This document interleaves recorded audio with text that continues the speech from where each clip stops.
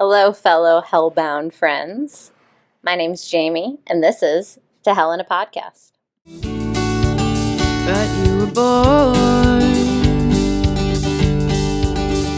Welcome to planet Earth each day. It's death and more. Hey guys, welcome back to the To Hell in a Podcast, where four friends inch their way slowly closer to hell, one conversation at a time. For those of you who are tuning in for the first time, welcome. We're glad to have you here. We're literally just four friends who have known each other for far too long and have decided to record some of our conversations because what's better than having something stuck on the internet that you've said forever and ever? So Internet's forever. It's forever and ever. It'll never be done. And does that censor us at all? You would think so, but no. Incorrect.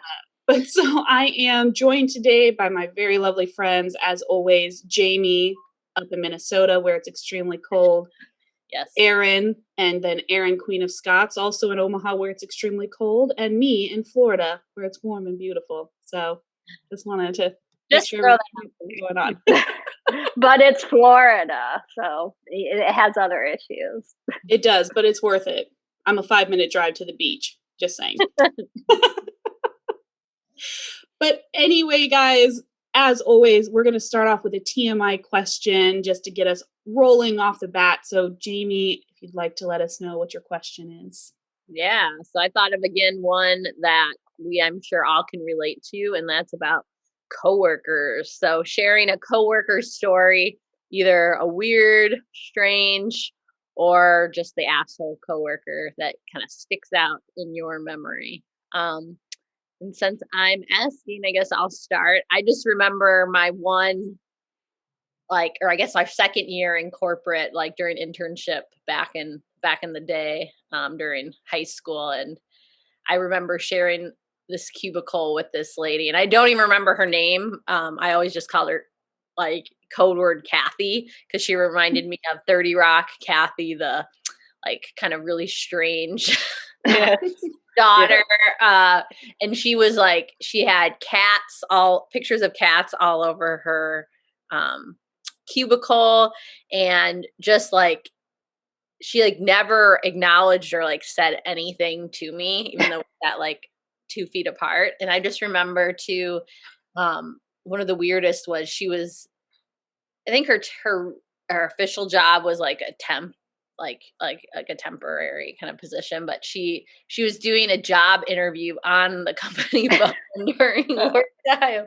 And it was like the most awkward thing ever. But I just like I said, never said hi, never, I don't think smiled, acknowledged.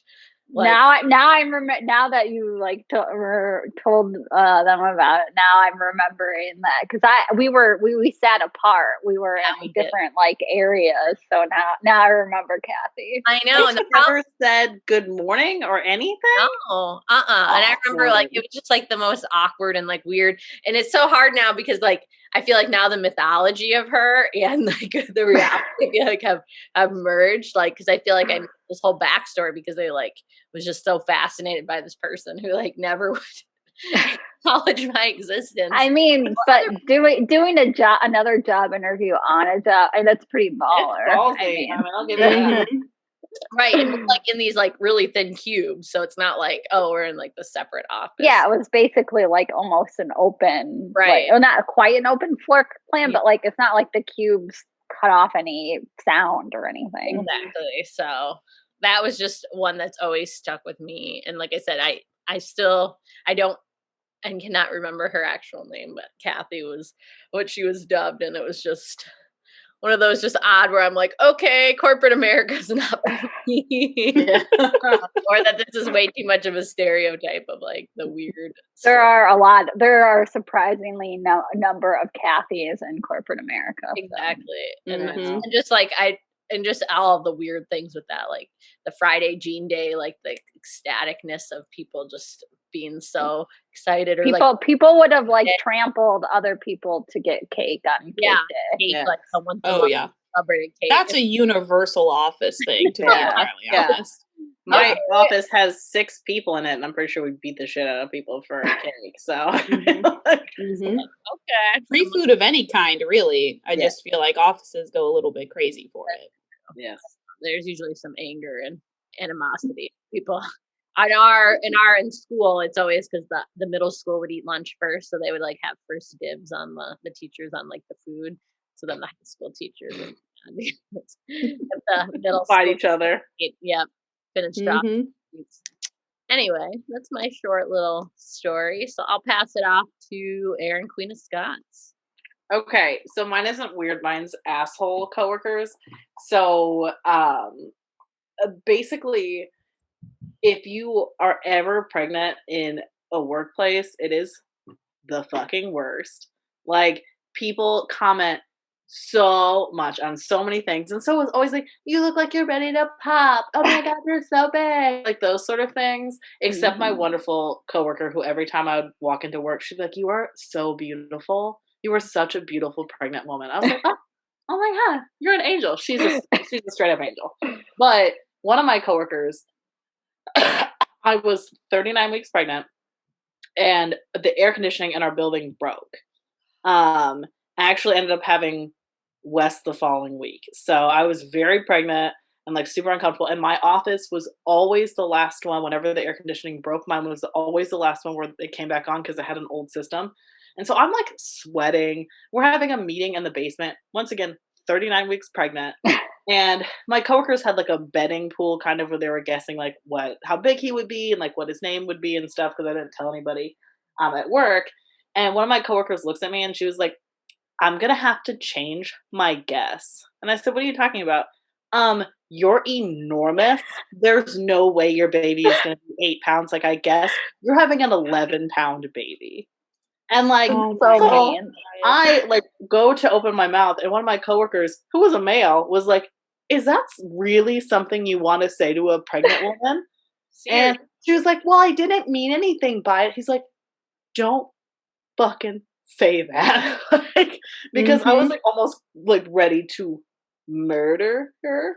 So, and you know what? There isn't a jury alive that would have convicted you. They would have been like, you would have gotten off. There was a picture of me at 39 weeks, and then she told me I was having an 11-pound baby. If there was one woman on that jury, they'd be like, oh. Yeah, it'd be a hung jury at the very least, if not a totally innocent verdict. Like death penalty. Not for you, but like, it was for the already murdered coworker. And she always commented on like my size and said that I wouldn't have morning sickness if I had just used essential oils. Spoiler alert, she sold essential oils. Of so course. just want to let you know that. Yeah, of course. And she was always like, oh, I didn't have any morning sickness because I used essential oils. I'm like, oh my God, I'll tell my doctor and they'll tell all the other doctors and then they'll fix everyone's morning sicknesses with your fucking essential oils. It's the cure. Oh, like I'll tell the medical community and you're going to uproot it. You're going to just take it down. So yeah, she was the worst. Like so awful. And I was so happy that I was working from home when I was pregnant with Toby, like when I was getting bigger, because no one saw how big I got. No one commented. Whenever we had meetings over Zoom, it was always here up. So like no one would see anything. So everyone out there, if you have pregnant coworkers, never fucking say how big they are. Tell them they are. Be like Nancy at the front desk and say that I'm a beautiful pregnant. It's usually like it's taboo to comment on anybody's appearance, like especially in the workplace. Like you wouldn't when be you're like pregnant, it's out the window, Erin. Yeah. It's so strange to me how being pregnant like throws all of these societal norms out. Like people feel like they can comment on the way that you look and the way that you're dressing. People feel like they can just touch you, like they can just reach. And it's like at the point where you're pregnant, no one should be allowed to touch you. You're at the most vulnerable you ever would be. You should be more protected, not less. From it's also strangers. A large amount of strangers ask you about the status of your cervix, which is not necessary. I mean, there's so much like, how dilated are you? It's like, bitch, who are you? Who the fuck are you? Get out of my face. If you feel comfortable checking, don't. Yeah, like let me just throw my legs up in the stirrups here, and you can let me know out of my face. So yeah, just FYI, everybody, just tell them just be like my Nancy who worked at the front desk and just say that they're beautiful and glowing. And she would always tell me like my outfits were so cute and stuff. So she is an angel on earth, and God bless her. All right, so who would like to? Well, I'll go with Aaron because since Kelly's leading, I'll go with Aaron next. Okay. Well, I have like one quick story and then another one. Now that Jamie talked about our like internship corporate America experience, I remember somebody coming to my cubicle and I had like random pictures up. I think I had pictures of like the Rolling Stones and then like family ones and stuff. And somebody pointed to John Lennon and Yoko Ono and was like, "Oh, are these your friends?" And it was like, no. I mean, they were old. Like they were in like their 60s. Like they should know. They should know who the Beatles were or who Yoko Ono. I was just like, where you do the nervous laugh and you're like, oh, that's funny, and then they're like looking at you like, right, like you're oh, crazy. Like I expect Like, you to answer this question. Yeah, I was like, oh no, they're famous people. I'm like, I wish they were my friends, but no. One of them is very, very dead. Yeah, super dead. He's Like famously dead, you Yeah. could say. But, like, he has a very famous like face, like a recognizable face. It's not like he looks like everybody else. So well, I'm sure you didn't have an obscure picture of them. I'm sure it was probably also. No, I think it was the one of them picture. in bed because I think it was from Jamie when they went to Montreal. Oh yeah, of the main Montreal trip that she talked about. You guys went to a John Lennon and a Yoko Ono exhibit. Yep. So I think it was the famous of them in bed, like doing their like sit-in thing. So that is my friends hanging out in bed. Yeah, I also have pictures of my friends in bed. Always, all the time, obviously. Well, now I want you guys to pose for a picture. Like I think they were wearing all white in bed, and then when I'm back at work, in year 2 years, I can put it up and see. I'll just take a picture of Wes wearing a white shirt in bed. There you go. Thank you. That's perfect. The same thing. I'm gonna have to say no. I'm gonna have to tap out. But my other one is wherein I am the weird coworker at the place where I work currently. We had a big electric outage, so like computers weren't working, the lights went off. And I turned to one of my older coworkers. He was probably like in his 50s or so. And I was like, oh, the raptor fences aren't out, are they? And then, I got a complete blank stare. And he obviously had no idea what I was talking about. So get with the times, Larry. I'm going to call Seriously, how haven't you seen Jurassic Park? Like, I mean, ridiculous. Know. That movie came out when we were children. You were an adult, Larry. There was no recognition like I know what you're talking about. It was like it was the look that I gave to the lady who was asking if John Lennon and Yoko were my friends. So it was the reverse problem. Yeah. Well, in both situations, you're in the right. So yeah. I was like, it was a legitimate. It was a legitimately good joke, and I'm disappointed that it was wasted on someone else. That went right over his head. Mm-hmm. I get it. That is mine, which throws us to Kelly. Yeah. So mine is a little bit like Erin, Queen of Scots, in that it's an asshole story, and it involves somebody from when I worked at a microbiology lab. I was a microbiology lab assistant for like 4 years. And I'm going to say her real name, Becky. You're the worst. And I still hate you to this day. I remember Becky's story. Hopefully, Becky, hopefully you're listening to this. Hopefully you are. And hopefully you know I still hate your guts. But so basically, Becky was just like, and here's the thing. I have a strong personality. I acknowledge that about myself. I know. And I've come to terms with it. It's like, I feel like people who have very strong personalities, you have two choices. You can either water yourself down so that more people will get along with you and like you, or you can just be who you are and just be unapologetic about it. And obviously I have chosen option 2. So I understand that some people don't get along with me right off of the bat, but I still expect you to be able to like act professionally while at work. It's like, you don't have to like me, but you have to like work with me. But she was such a bitch the entire time I worked with her. I got called into my manager's office like no more than 4 times because she wanted to complain about something that I was doing. And it wasn't even like, Kelly's not doing her work or Kelly's not doing this. It'd be like, oh, well, Kelly keeps doing this one thing that she's supposed to be doing, but I don't like that she does it at the same time that I'm doing something else. I mean, it was ridiculous. And she was just a bad person. Like, I don't really say that very often. I think most people are totally fine, but she was a bad person. And I have the perfect story to back up that claim. There was one time where she was telling us that one of her friends had recently had a baby who was born prematurely and so was in the NICU. And she was telling us about how her friend and her friend's husband, that they had been having some marital issues, and that basically the stress of having a preemie and being in the NICU, that they hadn't talked to each other in like 4 days or something like that. And so what does Becky say? Like, empathetic, wonderful Becky, she looks at her and she tells her friend, "Oh, should we start taking bets on the divorce then?" Oh, Becky! No, Becky! Yep, to her friend who's facing marital strife with a baby I in the hope NICU. that they're not friends anymore. I mean, who even knows, right? And that's just the thing, is that it wasn't even just like, oh, like they're in the NICU for a couple of days, but they're going to be fine. It was literally at a point where they were not sure if their baby was going to live or not. And that's what she came up with.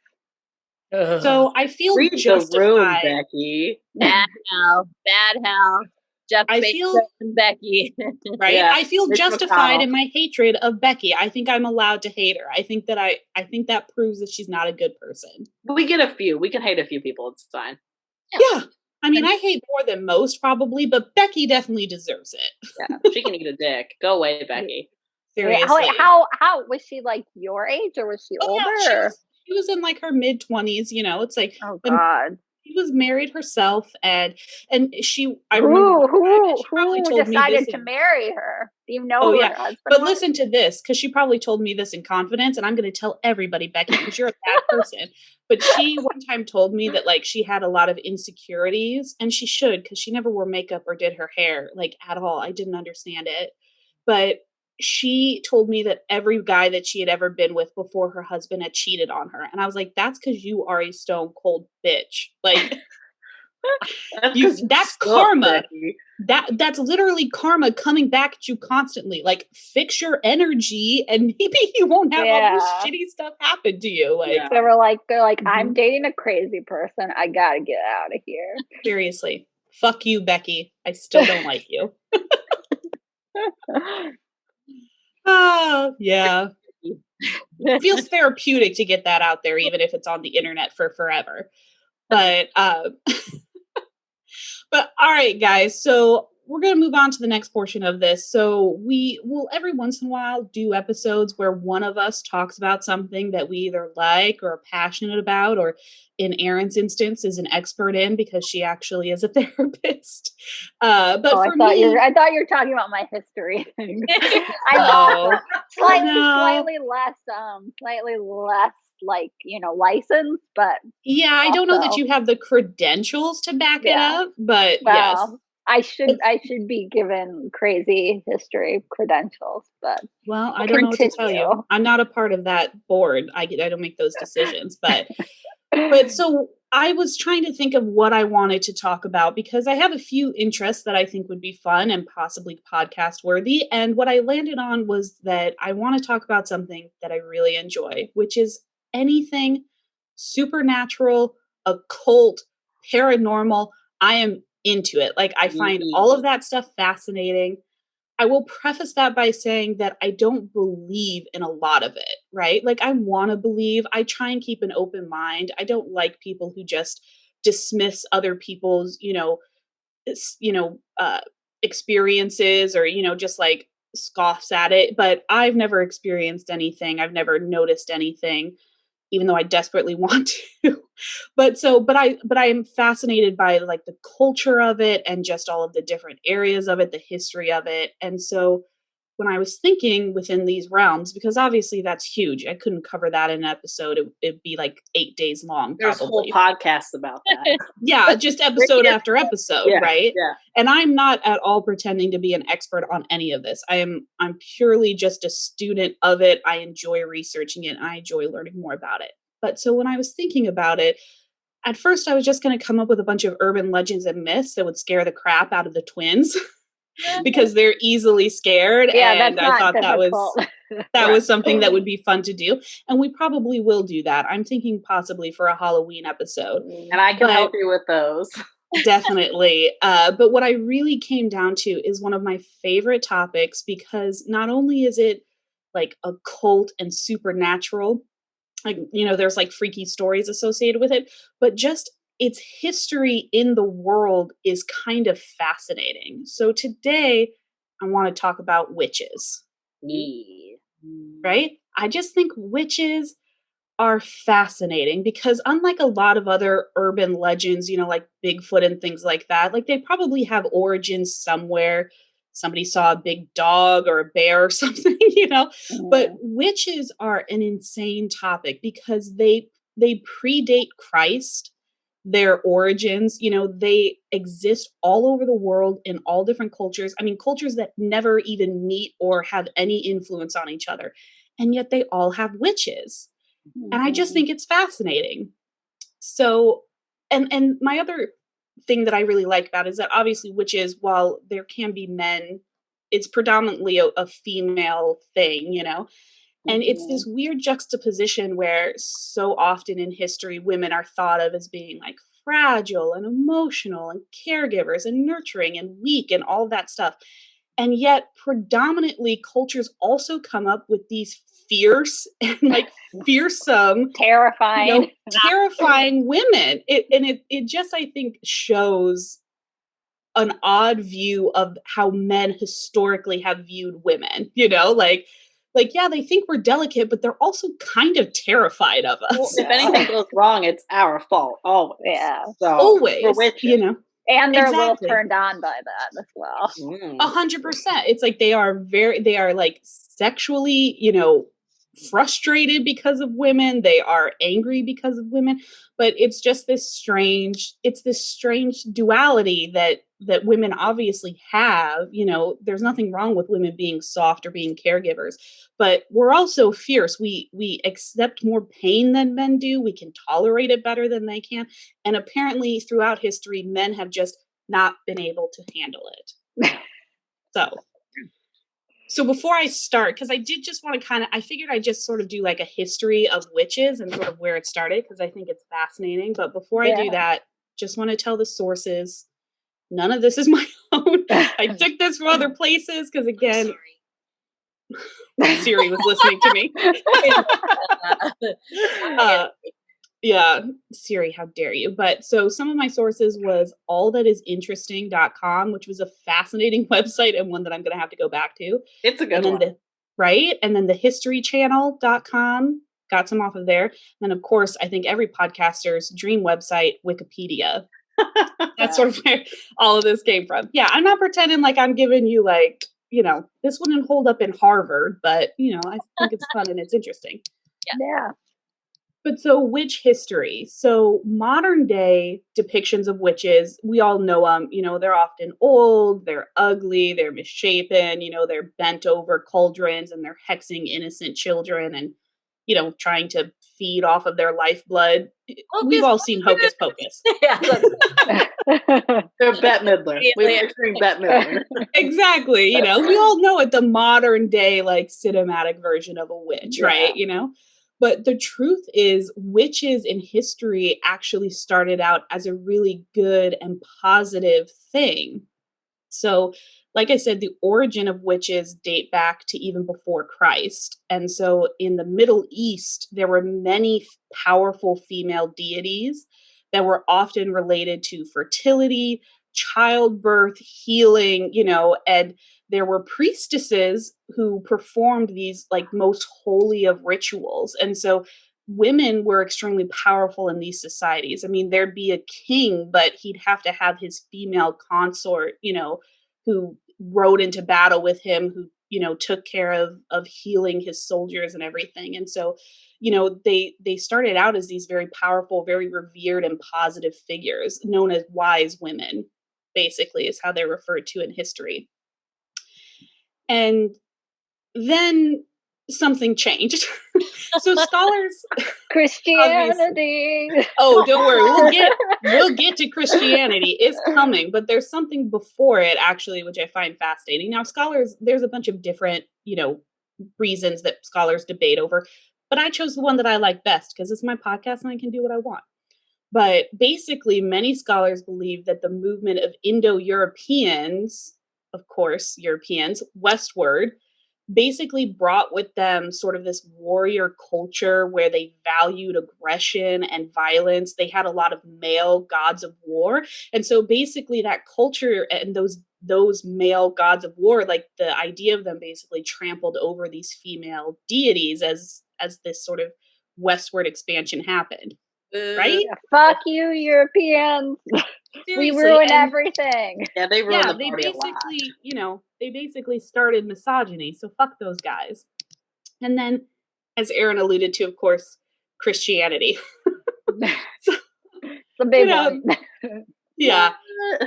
I know. Surprising that Christianity somehow suppresses women. What? Yeah. I was so shocked myself to learn that, as I'm sure so was everyone else. But so basically, wise women and female healers, they're seen as pagans. They're condemned as though their rituals are evil or sinful or satanic. And really, the start of sort of the peak of fear for Europeans and witches is in the 1300s with the plague. So, 1 in 3 people are dying from it. And the Catholic Church, of course, the Catholic Church is blaming the devil himself. It's the devil's fault that this terrible thing is happening. And so, of course, since they can't punish the devil, they punish who they consider to be the devil's followers, which are witches. And so something called the Catholic Church's Inquisition, which had been around for decades already, kind of like doubled down on the whole witch hunt thing. Because originally they were just meant to like either punish or convert non-Catholics. And then they kind of went totally to the crazy side and we're like, now we're going to just hunt witches. Yeah, people have boners for torture, and I think that's what it was. Oh, yeah. Yeah, that definitely does it. Because there was like something where someone was like, video games make people violent, and it's like, we used to burn women at the stake, so maybe humans have just always been garbage. I don't know. I remember reading like in a history thing about, because James the first, England, he wrote like a whole treatise, the demonology book. Yeah, a book about, he was like so obsessed with witches. I just listened to a podcast about him. He was the witch hunter king. Yeah, he was like, ooh, I'm sure he was partially turned on by witches, but also wanted of course to them. Yeah, of course. He was the Frodo from Hunchback of Notre Dame, where he's like, I'm totally gonna kill this gypsy only because I'm into her and I don't know how to express because I have a raging boner for you, so I'm going to murder you horrifically to make my boner maybe go away. That's men throughout the ages. It's the grown-up, seriously, the grown-up version of like the schoolyard, like the boys, like they'll pull your hair and like be they'll burn you alive if you give them a boner. Exactly, because they don't know how to handle the fact that they have an erection. Just masturbate. What else are they supposed to do? Control themselves, please. But so anyway, these women who were considered witches, they were believed to have these late night sinful, rituals where they would have promiscuous sex and they would dance naked and feast on the flesh of infants. Like, I wish. So I was in until the baby eating. Yeah, I mean, you cut out the baby. I mean, if all it is that we're having promiscuous sex, dancing naked, and feasting on something that's non-flesh, like, I'm into it. Or something. Yeah, 100%.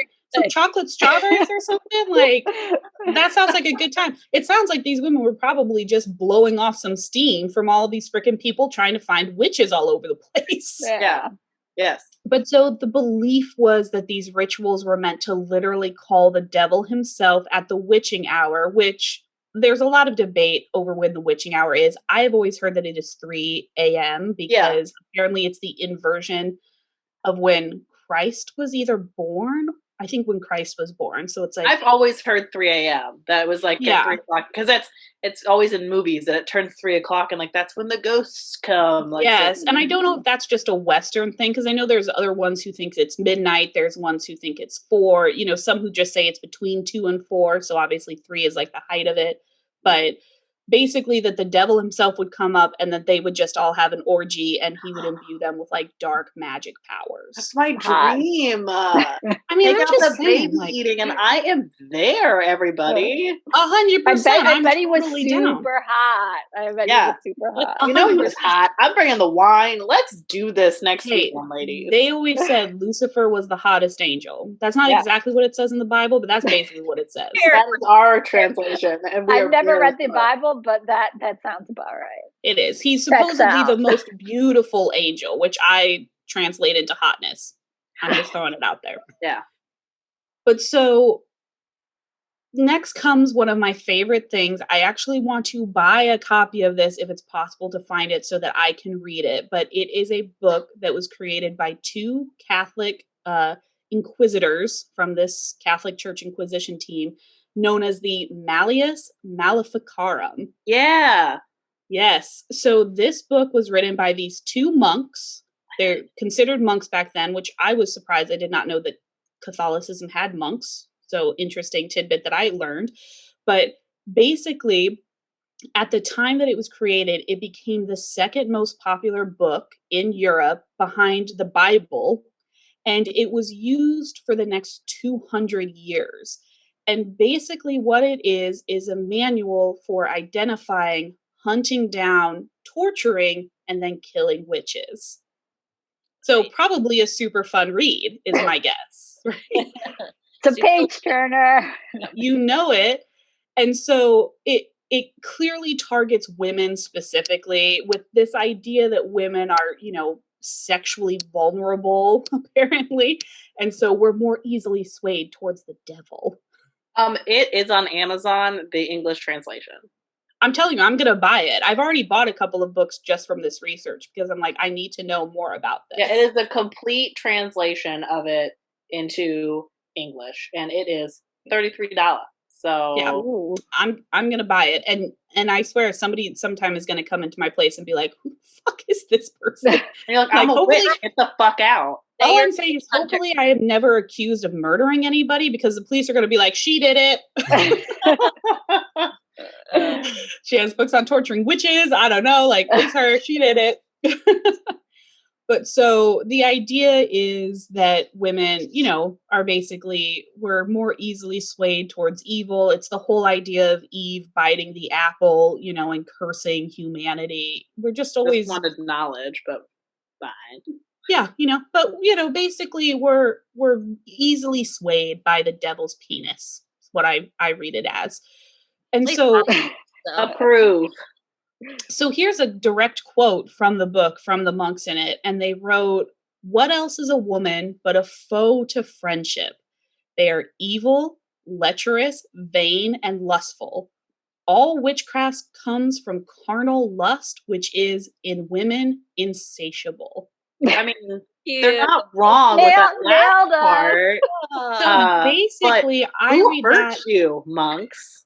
They're obviously not getting any. Yeah, they're monks. So. Yeah, basically, they're the first incels of history. They're like, nobody will have sex with us, and it's all women's fault. It has nothing to do with us calling them evil and lecherous and vain. They're insatiable, but not with me. So what is happening? It's because all the chads out there taking these women.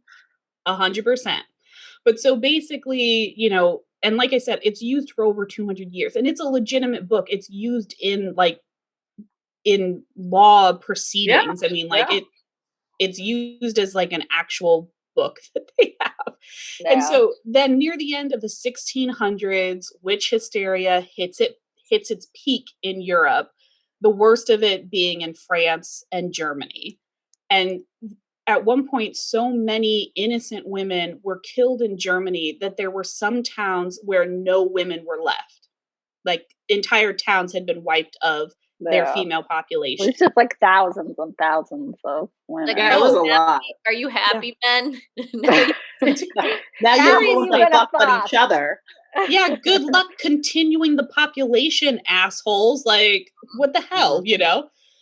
There was even one incident in, and I'm going to try and pronounce this, but it probably will be wrong, so sorry, Germany, but Würzburg, Germany, in which the magistrates determined that most of the town was possessed by the devil, and they condemned hundreds of women to death, all in one single town. What about the men? Because you said the whole town was possessed by the devil. So are the men freezies or what? Probably. Okay. They're like, Because it's not the the men men's can fault. control themselves. They're not. And they're being bewitched. You know, you can't be blamed if you're being bewitched by a witch. Seems fair. Seems fair. No, I mean, I'm sure that there are powerful. Exactly. I'm sure that there are men who are dying at this time too, but obviously, as always, women are taking the bulk of the problem. And in a lot of instances, the women are marginalized. You know, they're women who are poor, women who are labeled as adulterers. You know, I mean, they're people that society shuns already, obviously. And so I don't want to go into all the gory details of like witch torturing and stuff.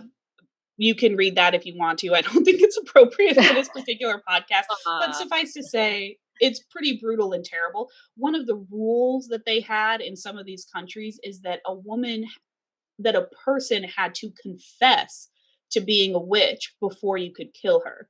Yeah. So basically, they would torture women until they confessed to being a witch, and then they would murder them. So, you know, just a good time all around. Had by all, really. Mm-hmm. Right. By the time this period ended, around the beginning of the 18th century, an estimated 60,000 people had been tried and executed as witches. Like in Europe?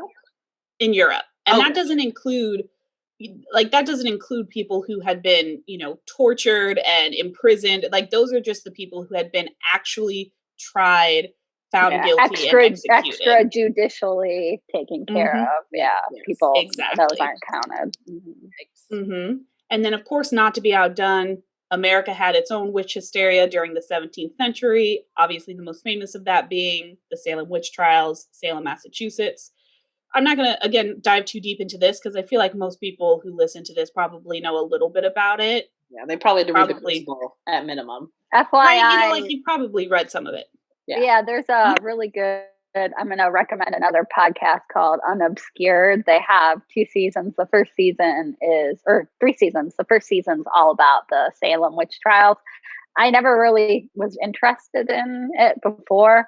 You know, I thought I knew everything about it, but like they go like really into details. And if you're remotely interested in anything Salem witch trials, or even not, you just like want to learn something else, like Kelly, have you listened to it? No, I haven't, but I definitely will. It's on my list because one of my professors in undergrad, who's like one of my favorite professors, she was actually related by marriage to John Proctor, who was like involved with all of it. Yeah, she was related. They could like trace his lineage like all the way back. And her last name was Proctor, so I mean, like the name had. Well, and it goes, I mean, because it's just weird because a lot of the accusers and stuff like were actually like refugees from like the Indian Wars. So they go into some of that. So it was like a lot of the girls who accused them had like a lot of trauma. They had seen their family members die, you know, so it's, if you don't, you know, there are some people who don't quite believe like there's so many theories why they were accusing so many people, but like, if you had gone through that much trauma and they're all relatively young, you know. Well, they were quite young. Yeah. Well, and so the way that the Salem witch trials started, and this is what I read, obviously there might be other versions of this, but literally it was that a daughter and her friend of a Puritan minister basically looked into a crystal ball, you know, like a rough crystal or of something, and either said that they saw like a coffin or some evil thing. And then they fell to the floor and basically had an episode. And then 9 other girls in the town had this same thing. Now, I think anybody at any point now would say that that was clearly a prank. Like lots of historians think that, you know, they were living in this Puritan society. Obviously, women were very, they were taught to be meek and modest, they weren't allowed to speak. And so it was probably these girls just looking for attention. And then once they received it, other girls wanting attention, because that happened, and it happens all the time. Kids do it constantly. They want attention. They'll take negative or positive. They just want attention. Yeah. But so basically, after a lot of pressure, they point the fingers at 3 women who, again, are on the outsets of society. One is labeled an adulterer for having an affair with a married man, even though she herself wasn't married. So why isn't the man's fault? I don't know. The man's fault. Exactly, right? And so that basically started the frenzy of witch hunting, which resulted in more than 200 witches being accused, 27 of which were found guilty, and 19 of those were killed. And for any guys who are listening who are like, this was happening to guys too, it's like, yeah, I'll acknowledge that. But for instance, 19 people were killed, 18 of them were women, 1 was a man. So that just shows you sort of what the percentages are in terms of and the men, taking the the men brunt were of always, they were like in conjunction with, like, it was like John Proctor, him and his wife were both tried, so it wasn't just like random guys. It was, they, at that point they had to be connected to somebody who's a woman who was being accused. And there was like all those inner family weird drama. So like at the later point, it was sort of like, I'm mad at him because he's not in my, like, there's just these weird, he owes me $20. He's a witch. Yeah, and it was basically like, it went from like the little girls to like the adults who were obviously using it to like get grudges and stuff like that. Yeah, 100%. But so then modern day witches were kind of where we are now. So, which most people, refer to modern day witches as Wicca. So Wicca is a religion. It is identified as a religion in the United States, in Canada, I'm sure in other places. That's just the 2 that were mentioned in the article that I read. But I was very surprised, I did not know this, but Wicca was inspired by a book that was written by a British archaeologist. Her name was Margaret Murray. It was titled The Witch Cult in Western Europe. And it basically made this argument that witchcraft was actually a dominant religion at the time and wasn't sort of like this small, cult. And her theories have actually been widely discredited. It's like it does not seem like in Europe at the time that witchcraft was like this very predominant thing. Obviously most of the frenzy was, it was basically just fear mongering, and witches were an easy out for them.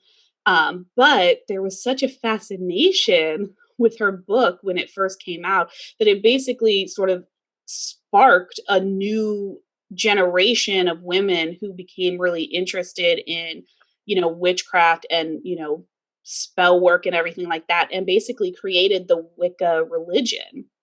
So many modern day witches still perform witchcraft, but there's seldom anything sinister about it. I read a little bit on Wicca, and I'm not going to pretend to be an expert on it, but one of their main pillars is to do no harm. Like their spells are meant to be about preventing evil from happening and healing and helping. It's supposed to be a good thing. Very white magic. Yes, exactly. And most of their spells and incantations are often derived from a book called the Book of Shadows, which is a 20th century collection of wisdom and witchcraft. And you can bet your ass that I have already bought that book.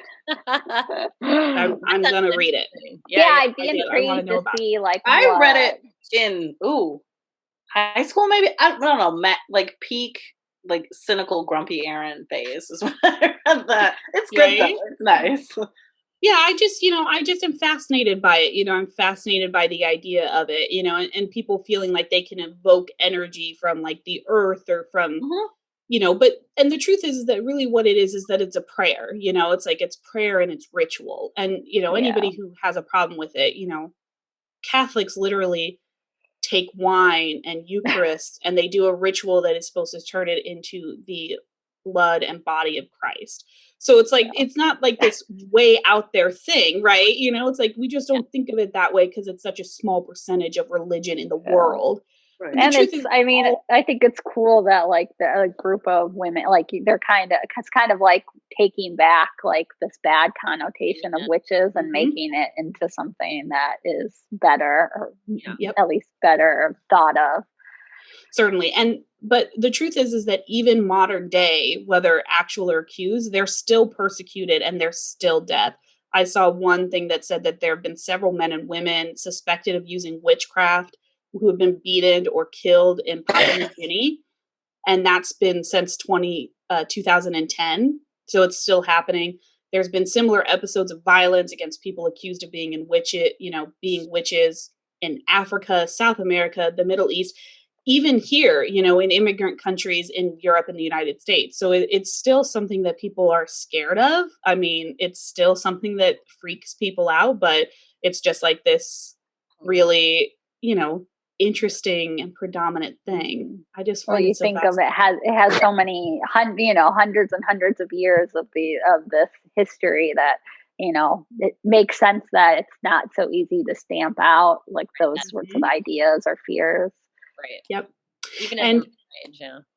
yeah, and to finish this out, because I couldn't not do something at least a little bit spooky for the twins, I'm going to tell you a few of the witch folklores that I found from around the world so that you could just, because I think that it's interesting to see what different cultures come up with, because there are a lot of similarities with them, and some where they're more benevolent, some where they're evil, some where they're like considered a saint. So buckle up. Because the first one is one of my favorites. It is a striga. So it's an Albanian myth.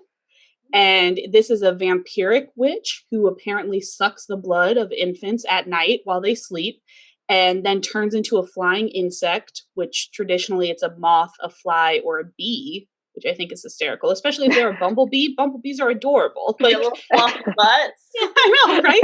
Like they're all fluffy and stuff, and like they're just banging into windows. I got no idea what's happening. I mean, adorable. Now, if they turn into hornets, yes, that makes total sense for the devil's bug. But yeah, only the Striga herself could cure those she had drained. She's often pictured as a woman with a hateful stare, also known as the evil eye, which has a much cooler sounding name in Albanian, but I'm not going to try and say it.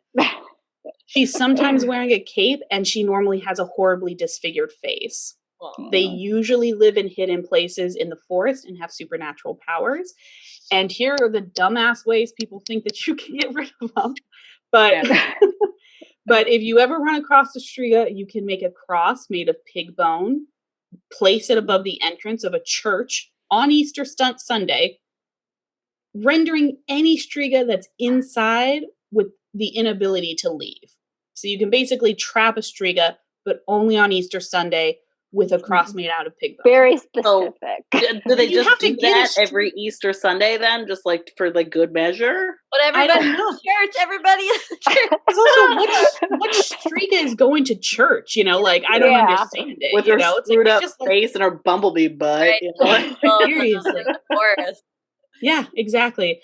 So obviously they could be captured and killed at the threshold as they vainly attempt to escape. After draining blood from a victim, the striga would generally go off into the woods and regurgitate it. Why? That makes no sense. Why drink it at all if you're just going to throw it back up? I don't understand. Fuck you. Waste of good infant blood. Yeah. Seriously. I mean, I don't know if like they just like they extract the life force out of it and then they're like, bleh, we don't need the blood anymore. Like, I'm not really sure. Sure. Seems a waste. But apparently if a silver coin is soaked in that blood and then wrapped in cloth, it becomes an amulet that offers permanent protection against any striga. Oh. So that sounds like you have to get really close to one though to do that. Well, I think it's more just like if you're walking through the woods and you see a pile of blood, it's like, you know what, I'm just gonna put a silver coin in here, wrap it up in cloth, maybe this was striga throw up, like, maybe sell it for big money. Money. Just saying. And then in Catholicism legend, it is said that a striga can be destroyed using holy water with a cross in it, which is their standard for most evil things. But not just on Easter Sunday then, like all year? No, anytime. The Catholics are like, kill them whenever. We don't want to just very Catholic, you're right. And then in the Islamic myth, it is said that Striga can be sent away or killed by reciting certain verses from the Quran and spitting water on the Striga. And I don't think it has to be holy water. It just seems like any water will do. So much more practical. Yeah. Right? You know? I mean, who's just carrying around holy water with them all the time? So the next, right? So the next one is called a calcu. This is a native to Chile's indigenous Mapuche people. Again, I'm probably butchering all of these. So sorry to anybody who is listening to this and is like, this is the worst I've ever heard. I apologize. The calcu is an evil sorceress who exists in opposition to Mapuche spiritual leaders and medicine women known as the Machi. That's why I found this one so fascinating, because this really is that there are like good women who are known as the Machi. They're like the culture's major healers. And then the calcu are these evil women sorceress who, you know, work with evil spirits basically to wreak havoc. All right. They're semi-mystical figures who use black magic and are even believed to have evil sidekicks, such as an Anchamayan, maybe, which is a creature that reanimates the corpses of deceased children. So, No. Why you would want to do that again, I don't know. Okay. But yeah, so that is a calcu. The next one, I think is kind of hysterical. Like, why do you even call her a witch? It's not really fair. But this is a Romanian folklore known as the Muma Paduri, who is an ugly and mischievous or mad old woman living in the forest, normally in the heart of a virgin forest. I don't know what make of a forest virgin, like the tree's never been cut down. I don't know. And they normally live in a hut, cabin, or an old tree. Now, this one, she is the protector of the animals and plants, and she brews potions and helps injured animals. She cures the forest if it is dying, and she keeps unwanted trespassers away by driving them mad, scaring them. I like her. We're Right? Romanian, so we're Romanian, so maybe one of our ancestors was one of those. Maybe, but here's the next part. She can be associated with witches, though most consider her a neutral creature, harming only those who harm the forest. However, in some lore, she is thought to attack children, and she has the ability to change her shape. So it's like sometimes they're like, no, she's cool. She just like protects the forest. And probably if it's bad children. Babies. Mm-hmm. Well, if it's like bad kids, he's like, fuck you guys. You're trying to cut down my forest. It sounds like she's like Ferngully, all right? She's just like, I'm Ferngully, okay? Yeah. Like, get the fuck out of my forest. And people are rude to her because apparently since she's so ugly and mischievous that like in Romanian, like you don't tell people you're ugly, you tell them that they're a Muma Paduri. That's like an insult. She protects the forest, you cocks. Get out of here. Seriously. And then to round it out is one of my favorites, only because this person sounds like a total badass, even though it means I'm going to have to say these words over and over again. And I'm sure my accent is going to be terrible. But it is the Santa Muerte. So she is a Mexican saint, more so than a witch. She's kind of considered a saint more than a witch, known as the Santa Muerte, which is saint of death. But she's deeply connected to witchcraft there. So she's portrayed as a woman wearing a skull mask, donning a long cloak, kind of similar to the Grim Reaper, which sounds totally badass. Mm-hmm. It's honored through statues that are believed to hold magical powers. So basically, if you use a black statue in a ritual, that is a cursing ritual. Like you would use that if you were trying to perform black magic, while white sculptures are used for cleansing rituals. And some believers even consider Santa Muerte to be an intermediary between God and earth, and others see her statue as an omen or threat of death. So she's basically can we invite her to parties? She also sounds great. They all sound pretty awesome. The forest witch. Let's invite them to parties. Yeah. I mean, I'm just saying, I feel like we could probably have some fun with witches. We could be a coven, guys. I think you only need 4. So aren't we? I mean, I kind of thought that was sort of already our thing, but we can make it official. Yeah. Well, we have to do some rituals and things. I mean, like, I'm sure I'm going to read that book and I will come back to you guys so we can come up and be actual Wiccas. Tonight at the witching hour. Yeah. Don't wake me up of us. Get out of here. Midway point, naked, dancing, turkey legs, feasting, and turkey legs. Yeah, we have to have the turkey legs. Just much more delicious than infants. So yeah. Yeah. You say that like you have experience with both. Like, no comment. No comment. Don't tell James the First. He's a witch. Oh my god! Now we have to see if she floats or not. Okay, we have to wait here and hold off until Easter Sunday. Have to find We'll get We her have to to find some pig bones and a Catholic church. Meet See me what at that happens. church I again. will be very suspicious if you guys, one of you invites me to church on Easter Sunday. You'll I'm forget. like, wait, is that a pig? Is that pig bone? Get in the church. Don't worry about it. Exactly. We just toss you in. Like, get out of there now, witch. But yeah, so witches, I think they are super fascinating. Yeah. And I hope you guys found this fascinating as well. Yeah, that was, I mean, I knew some of like the sort of European stuff, but I didn't, it was still some of the early stuff. And it's just, kind of fascinating to see the different permeations and different cultures. Yeah. And just that they exist all over the place, like all over the place. There are legends and myths and stories. I just find that fascinating. There's very few, creatures, I guess, that are so prevalent in all cultures kind of across the world. So yeah. Exactly. Well, and a lot of times they're badass women. Like, they're just powerful, badass women. And so I just find that a fascinating thing to talk about. So yeah. I loved it. That was awesome. Yeah, I like that one. That was good. Woohoo! Good. I'm glad people liked it. Hopefully other people who are listening, I hope you guys enjoyed it. Obviously, we should probably wind it down. I know that was a lot of me talking, but it's a lot to go over, and there's so much more that you can learn if you just want to go out and research it yourself. And I'm sure that I'll be doing more episodes on fun, occult, supernatural things in the future as well, because like I said, it's one of my passions. But before we sign off, thank you to everybody. If you stayed this long, listened to me rambling this whole time about witches, I appreciate you. I see you and I love you. Please make sure that you subscribe, like, comment, rate, all of that good stuff. Watch us either on YouTube or listen to us wherever you listen to podcasts. We really appreciate your patronage and hope that you enjoyed this. So for now, we will say goodbye to our hellbound friends, and we will see you again next week. Join our open applications. You didn't ask for a bird, but you were born. Welcome to planet Earth each day. It's death and more. And while we watch you die,